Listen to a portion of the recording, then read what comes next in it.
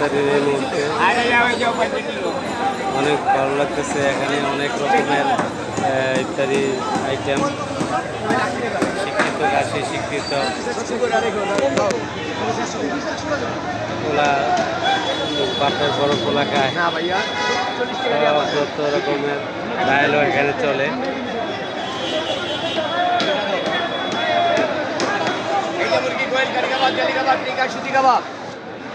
বাপের বড় পোলাই গায়ে ঢোঙ্গা বইরা বইরা নিয়ে যেমন কি কোয়েল কারি কাবাব জেলি কাবাব টিকা সুতি কাবাব